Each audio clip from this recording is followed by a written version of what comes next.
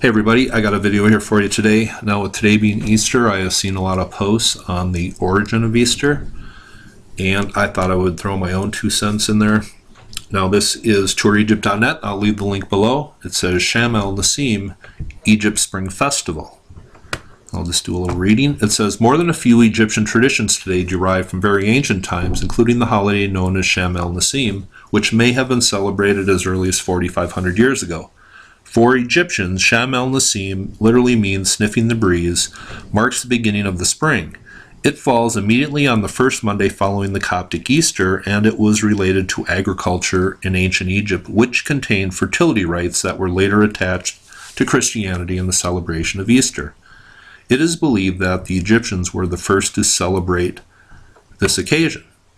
Now I'm going to read a little bit from a book from W. Lane, and he wrote this in 1834. It's called Manners and Customs of the Modern Egyptians.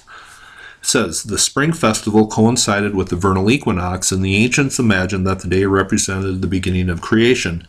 The date of Sham el Nessim was not fixed. Rather, it was announced every year on the night before the feast at the foot of the Great Pyramid.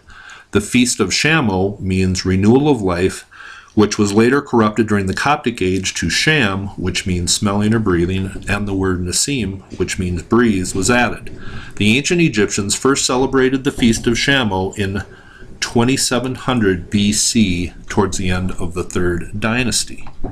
Now I just want to skip a little ahead here.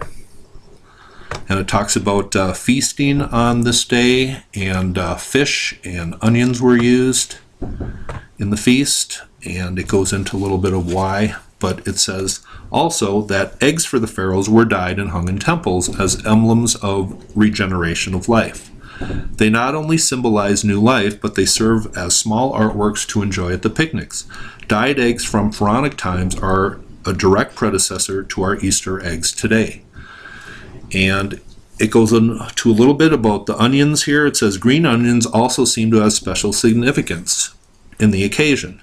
It has been found that in ancient times, onions were stuffed in the eyes of mummies and drawn on tomb walls. To the modern Egyptians, they serve a different purpose. They keep the evil eye away and prevent envy, said Sharif Momtaz, 45, nurse and a husband. They are also good for one's health, added Momtaz. And there is documentation in ancient Egyptian texts of onions having great healing properties. So that is another reason why onions were served on this day and eaten on this festival. But also eggs are important because they come from birds, and birds to the Egyptians were the link to the spiritual realm. And that is why Horus is represented as a falcon. So that is another reason why eggs were important in ancient Egypt, because they came from birds, and birds were the link to the spiritual realm. So I just hope you followed along. Hope you thought this is interesting. This is the origin of Easter. You have a nice holiday and have a nice day.